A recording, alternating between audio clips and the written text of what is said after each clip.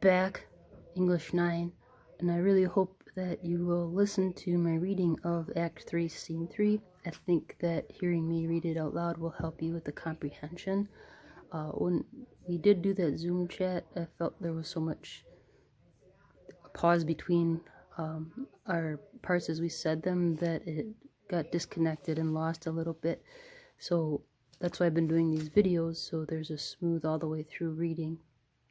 I hope to in the future have another Zoom meeting or Google Meet meeting for no reason at all, just to chat or for a particular assignment. So at any rate, please bring up your Act 3, Scene 3 that I'll have posted for you and follow along. And of course, if you can't read the whole thing at one time with me, you can pause and come back to the video and pick up where you left off. I will try to be not too talky like I already am, and you have all the annotations on the side that I wrote in, and then if I underline any that the publisher put in, then obviously pay attention to those a little bit more than otherwise. The annotations that were published in there are a little bit silly.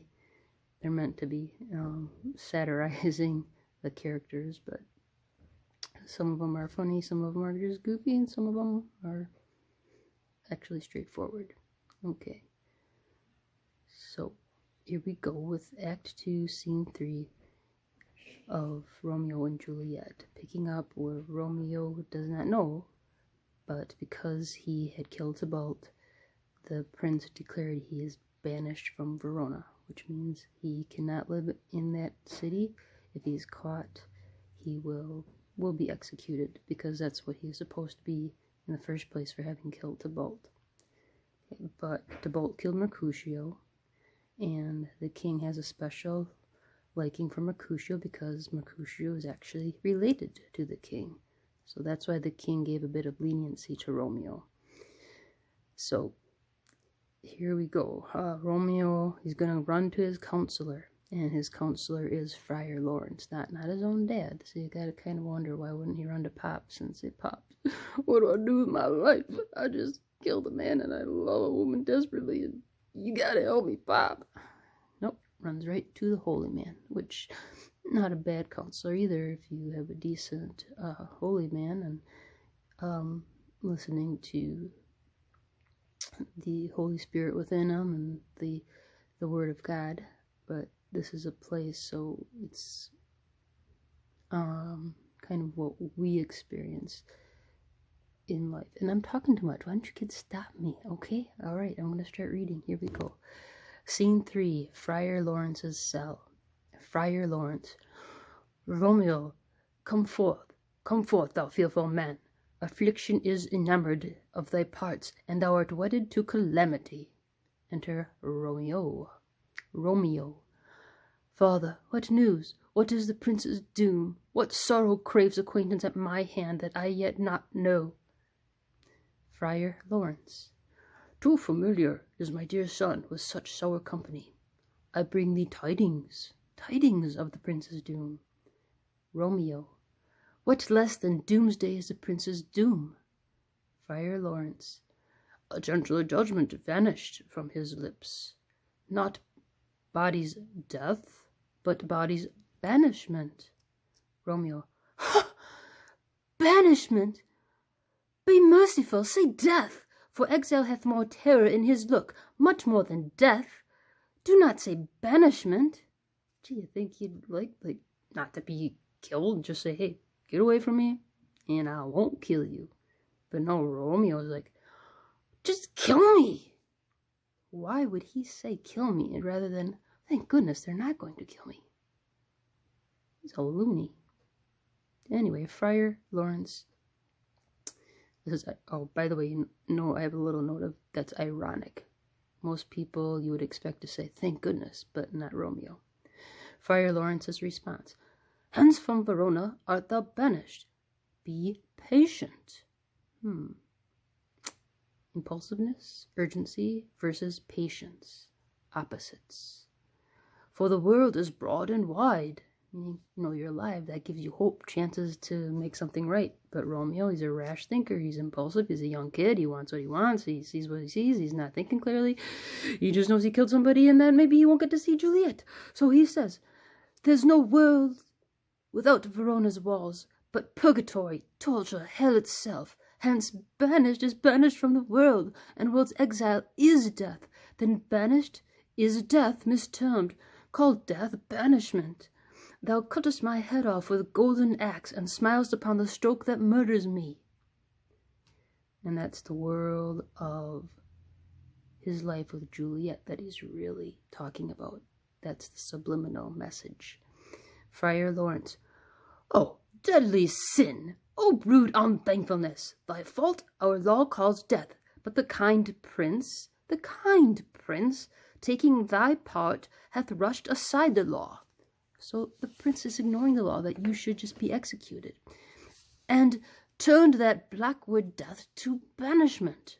That's not so black, that's not so dark, that's not so bad. This dear mercy, and thou seest it not. Romeo. 'Tis torture, and not mercy. Heaven is here where Juliet lives, and every cat and dog and little mouse, every unworthy thing, live here in heaven and may look on her, but Romeo may not. More validity, more honourable state, more courtship lives in carrion flies than Romeo. They may seize on the white wonder of the dear Juliet's hand, and steal immortal blessings from her lips, who even in pure and vestal modesty still blush, as thinking their own kiss is a sin.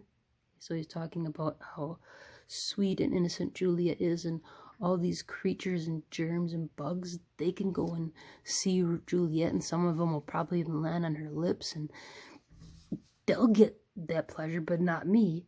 But Romeo may not. He is banished. Flies may do this, but I from this must fly. They are free men, but I am banished. And sayest thou yet that exile is not death?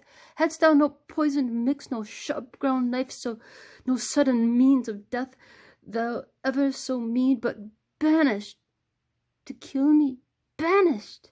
O friar, the damned used that word in hell, howling attends it. How hast thou the heart, being a divine, a ghostly confessor, a sin absolver, and my friend professed, to mangle me with that word banished?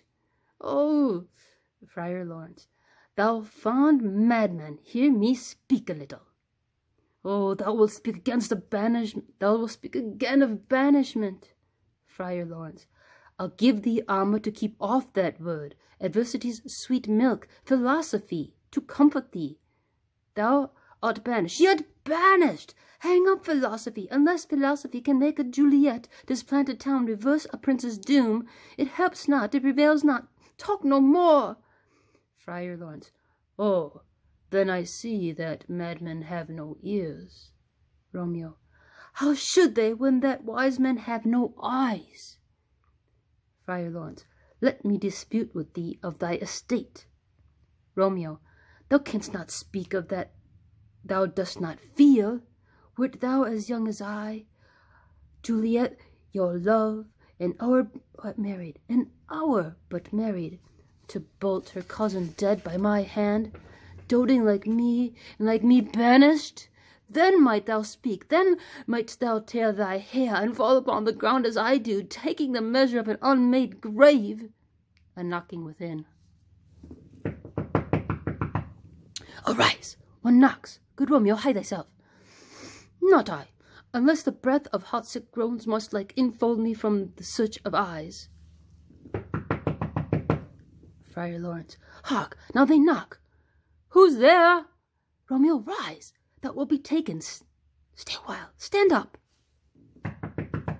Run to thy study by and by. God's will, what simpleness is this?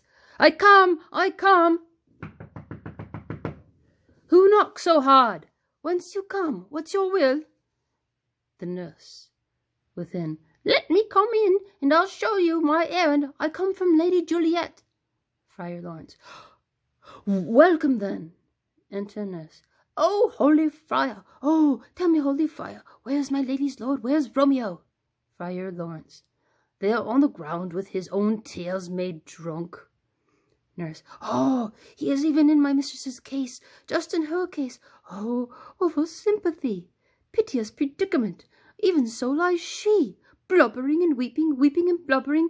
Stand up, stand up, stand if you'll be a man. For Juliet's sake, for her sake, rise and stand, Romeo. Why should you fall into so deep an oh? Romeo, nurse! Ah, sir, well, that's the end of all. Romeo, speakest thou of Juliet? How is it with her? Does she not think me an old murderer? Now have I stained the child of our joy, with blood removed but little from her own? A.K.A. Tybalt. Where is she? Now does she? What says my concealed lady to our cancelled love? Worried that Juliet's not going to want to be with him anymore because he killed her cousin. But the nurse says, oh, she says nothing, sir, but weeps and weeps, and now falls on a bed and then starts up, and Tybalt calls, and then Romeo cries, and then falls down again. Romeo, as if that name, my name, Romeo, shot from the deadly lever of a gun, did murder her, as that name's cursed hand murdered her kinsman, Tybalt. Oh, tell me, friar, tell me, in what vile part of this anatomy doth my name lodge? Tell me, that I may set that hateful mansion, that I can stab myself. Oh, I'm a terrible man. Friar Lawrence, having a bit enough of Romeo's dramaticness here, says, hold thy desperate hand. Art thou a man? Thy form cries out thou art, thy tears are womanish. Thy wild acts denote the unreasonable fury of a beast, unseemly woman in a seeming man. Quit acting like a wimp, Romeo. Man up right now. An ill-beseeming beast in seeming both, thou hast amazed me. By my holy order I thought thy disposition better tempered. Now hast thou slain Tybalt, wilt thou slay thyself, and slay thy lady that in thy life lives? Okay, so now that you're married, Romeo, you and Juliet are one. So if you kill yourself, which is a sin, you are actually also killing Juliet because you are in union with her. You are not thinking straightly, young man. Listen to your counselor. Listen to me. By doing damned hate upon thyself. Okay, so let me reread that, please. Hast thou slain Tybalt? Wilt thou slay thyself, and slay thy lady that in thy life lives, by doing damned hate upon thyself? Meaning suicide? Why railest thou on thy birth, the heaven and earth? Since birth and heaven and earth, all three do meet in thee at once, which thou at once wouldst lose. Fie, thou shamest thy shape, thy love, thy wit, which, like a usurer, aboundest in all, and usest none in that true use indeed which should bedeck thy shape, thy love, thy wit. Thy noble shape is but a form of wax, meaning you are not noble at all. If you want to kill yourself and think that's the only answer, you're just like a wax model, a doll. Digressing from the valor of a man, thy dear love sworn but hollow perjury. So you married Juliet, and it's almost like a lie if you want to kill yourself, because if you love Juliet, you will do everything to live for her. Killing that love which thou hast vowed to cherish. Thy wit, that ornament to shape and love, mishappen in the conduct of them both, like powder in a skilless soldier's flask, is set afire by thine own ignorance. And you, dismembered with thine own defense. What, Romeo, rouse thee, man. Thy Juliet is alive. For those dear sake you waste but late you, pardon me, I gotta reread that. And thou okay, I'm gonna start with what rouse. What rouse thee, man? Get up, Romeo. Thy Juliet is alive, for whose dear sake you were but lately dead. She thought you were dead, but you're alive. This is good for her. There art thou happy. Tybalt would have killed thee, but you slew Tybalt. There art thou happy. the law that threatened death becomes your friend, and turns it to just exile. There art thou happy. A pack of blessings light upon thy back. Happiness courts with thee in her best array, but like a misbehaving and sullen wench, you poutest upon thy fortune and thy love. Take heed, for such die miserable. Go, get thee to thy love, as was decreed. Ascend her chamber, hence, and comfort her. But look thou stay not till the watch be set, for then you can no longer pass to Mantua, where you shall live till we can find a time to blaze your marriage, reconcile your friends, beg pardon of the prince, and call thee back with 20,000 times more joy than thou wentst forth in lamentation. So go to Mantua, where you are supposed to go. First go to Juliet, comfort her, let her know that things will work out. Get your butt out of Verona before it's too late. Wait in Mantua. I will work on reconciling a few things here. I will see if I can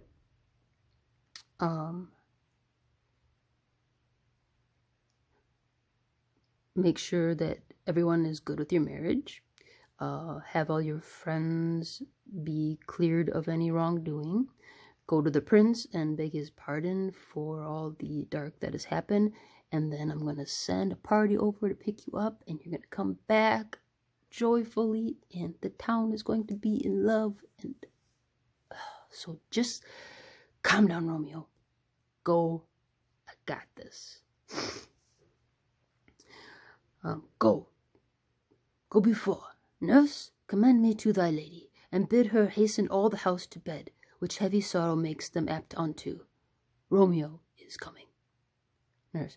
Oh, Lord, I could have stayed here all the night to hear such good counsel, Friar Lawrence. Oh, what learning is! My lord, I'll tell my lady ye will come. Romeo. Do so, and bid my sweet prepare to chide. Go ahead, tell her, and I'll take any scolding she wants to give me. I will go see Juliet. And the nurse exits. Romeo. How well my comfort is revived by this idea of Friar Lawrence's. Friar Lawrence. Go hence, good night, and he'll stand all your state. Either be gone before the watch be set, or by the break of day disguised from hence. Sojourn to Mantua. I'll find out your man, and I'll find a servant to find you, and he shall signify from time to time every good hap, every good bit of luck to you that chances here. So I'm going to send a messenger to you every so often and let you know what's going down, and you'll know how much closer you're going to be able to be coming back to Verona. So give me thy hand, Romeo. 'Tis late. Farewell. Good night. Romeo. But that joy past joys call out to me. It were a grief so brief to part with thee. Farewell. So he's actually now a little bit more level-headed, since Friar Lawrence has said, hey, we've got hope here, and I've got ideas. So calm down, Romeo. Go to your lover. Leave until it's safe to come back. And you'll know it's safe because I'll send a messenger to you. Act 3, Scene 4. A room in the Capulet house. Enter Lord Capulet, Lady Capulet, in Paris. Lord Capulet. Things have fallen out, sir, so unluckily, that we have no time to move our daughter. Look you, she loved her kinsman Tybalt dearly, and so did I. Well, we were born to die. 'Tis very late. She will not come down tonight, I promise you, but for your company I would have been abed an hour ago. Harris. These times of woe afford no time to woo. Madame, good night. Commend me to your daughter. Lady Capulet. I will, and know her mind early tomorrow. Tonight she's mewed up in all her heaviness, weeping, crying over Tybalt's death. That's what Lady Capulet thinks. That's called dramatic irony, because we know she's crying about Romeo too. Lord Capulet. Sir Paris, I will make a desperate tender of my child's love. I think she will be ruled in all respect by me. More, I doubt it not. Juliet will listen to me. I'm her father. Wife, go you to her before you go to bed. Acquaint her here of my son Paris's love, and bid her mark you me on Wednesday next. But wait, what day is this? But soft, what day is this? Paris, Monday, my lord. Ah, Monday. Well, Wednesday is too soon. Thursday. Let it be Thursday. Thursday, tell her she shall be married to this noble earl. Will you be ready? Do you like this haste? Haste? We'll keep no great ado, a friend or two, for hark you, Tybalt being slain so late, it may be thought we held him carelessly, being our kinsman, if we revel much. So it'll be a small, kind of quiet wedding. You don't want to look too happy just after Tybalt's death. Therefore, we'll have some half-dozen friends, and there an end. But what say you to Thursday, Paris? My lord, I would that Thursday were tomorrow. Ha, well, get you gone. A Thursday be it then. Go you to Juliet before you go to bed. And that would be to his wife, not to Paris. Prepare her, wife, against the wedding day. Farewell, my lord.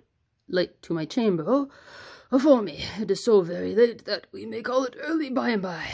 Good night. And the stage empties, exeunt. Which brings us to Act 3, Scene 5. This is in Juliet's chamber. The weeping, conflicted, tortured Juliet.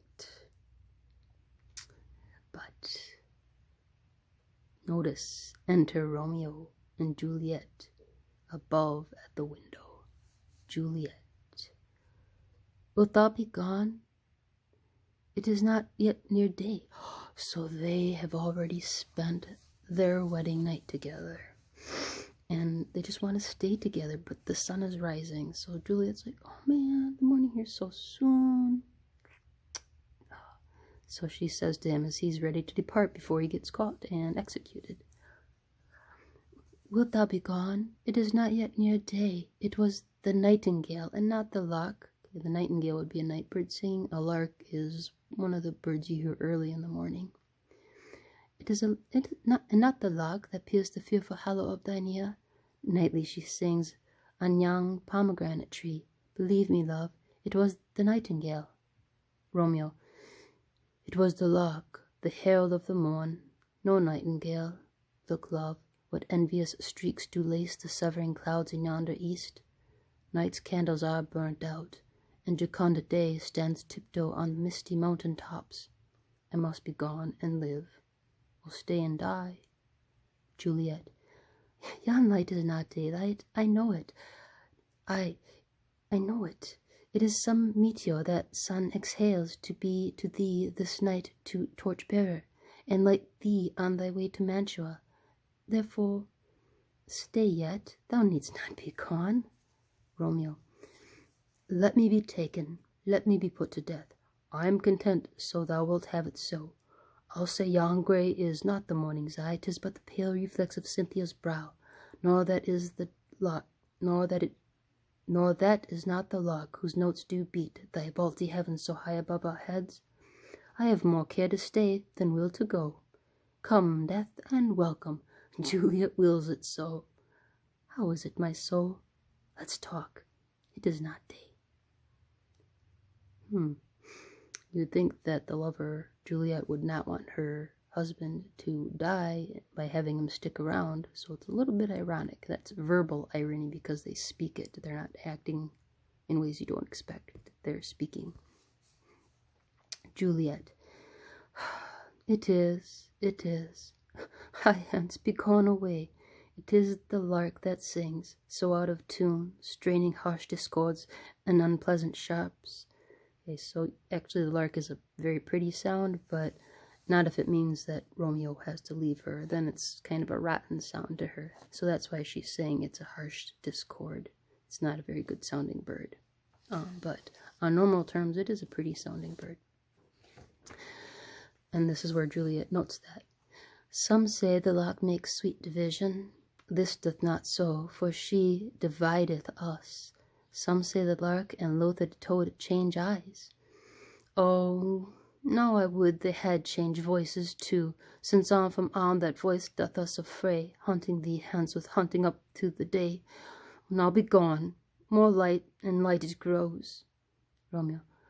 More light and light, more dark and dark our woes. So as the day comes, our hearts get kind of more shadowy and sad that we have to part. And that's the darkness, that's the woe. Enter nurse to the chamber. Nurse. Madame. Nurse. Your lady mother is coming to your chamber. The day is broke. Be wary, look out. Exit nurse. Juliet. Then window, let day in, and let life out. Life is a metaphor for Romeo. That's why I have it boxed. She means what really is a part of her now, as being married, is leaving her. So she feels her life is leaving. Now, in true love, kids, this is a little bit aside. It doesn't matter how far apart you and your lover are. You are always, because through marriage, you are actually always in union. And there is this great poem by a man, English poet John Donne, who lived around Shakespeare's time, who wrote about that idea. It's like, it's kind of a simpleton love if people can't stand to be away from the one they love. A real strong love can stand the distance because they always feel the real love inside. So mushy. Okay, so Romeo, Juliet once again. Then window, let day in, and let life out. Romeo. Farewell, farewell. One kiss, and I'll descend. He goes down. Art thou gone so? Love, Lord, I, husband, friend, I must hear from thee every day in the hour, for in a minute there are many days. Oh, by this count I shall be much in years, before I again behold my Romeo. Farewell! I will omit no opportunity that may convey my greetings, love, to thee. Oh, I didn't say that right. I will omit no opportunity that may convey my greetings, love, to thee. Or thinkest thou we shall ever meet again?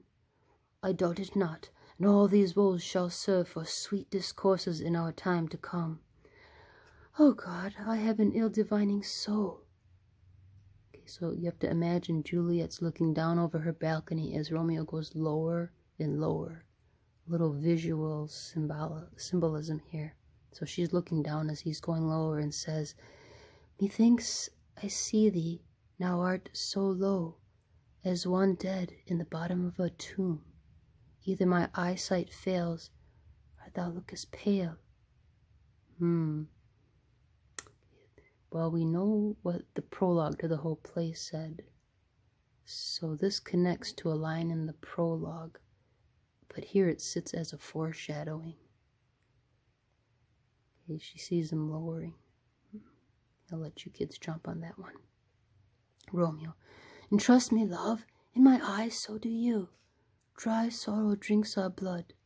Adieu, adieu. Exit. Juliet. Oh, fortune, oh, fortune. All men call thee fickle, fortune. If thou art fickle, talking about fortune, so she's personifying fortune, what dost thou with him that is renowned for faith? Be fickle, fortune, for then I hope thou wilt not keep him long, but send him back. Lady Capulet within.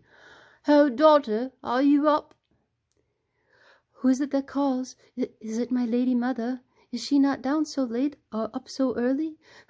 What unaccustomed cause procures her hither? Enter Lady Capulet. Why, how now, Juliet? Madame, I'm not well. Evermore weeping for your cousin's death? What, will you wash him from his grave with tears? And if you could not make him live. Therefore, have done.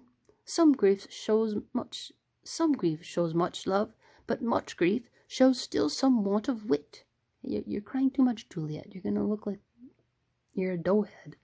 Okay? You got to cry enough to show that you cared, but if you just keep crying and crying, it becomes about you and not about the one whose life is gone. Juliet.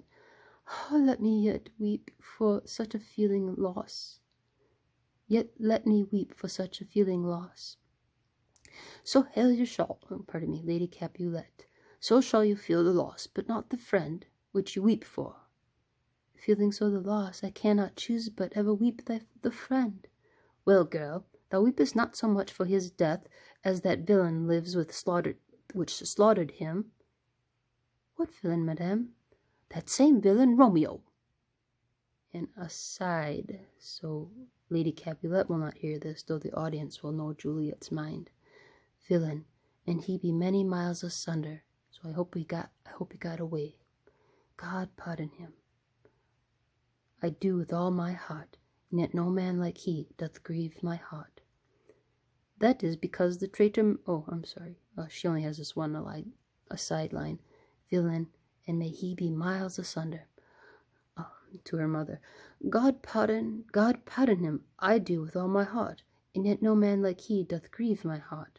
That is because the traitor murder lives. I, madame, from the reach of these my hands, would none but I might venge my cousin's death. Now she's just trying to please her mother with a bit of what she says. Lady Capulet. Will you have vengeance for it? Fear thou not. Then weep no more. I'll send one to Mantua, where that same banished runagate doth live, shall give him such an unaccustomed dram that he shall soon keep to Bolt's company, and then I hope you will be satisfied, Juliet. So Lady Capulet says, you want him dead? I'll get a man to poison him and kill him, and then if that makes you happy, Juliet, because I want him dead too. Juliet. Indeed, I shall never be satisfied with Romeo till I behold him dead. Is my poor heart for a kinsman vexed? Madam, if you could find out but a man to bear a poison, I would temper it, that Romeo should upon receipt thereof soon sleep in quiet. Oh, how my heart abhors to hear his named, and cannot come to him, to wreak the love I bore my cousin upon his body that hath slaughtered him. Okay, so there's a little double meaning there. It's kind of hard for her to hear Romeo's name, because she can't just run to him when she thinks of him. And yet, to her mother, it seems she's saying, I hate that name, Romeo, because that name goes along with the man who killed Tybalt. Okay, so that's a double meaning to her line, and also dramatic irony, because we know she means she just would really love to see Romeo. She has forgiven him for killing Tybalt because she loves him and he is her husband. Okay, and she's like, well, if you give me something, I will put the poison in myself, which means she'd probably make it safe so he would not die. Lady Capulet answers her daughter, find thou the means, and I'll find such a man. But now I'll tell thee joyful tidings, girl. Juliet. And joy comes well in such a needy time. What are they, I beseech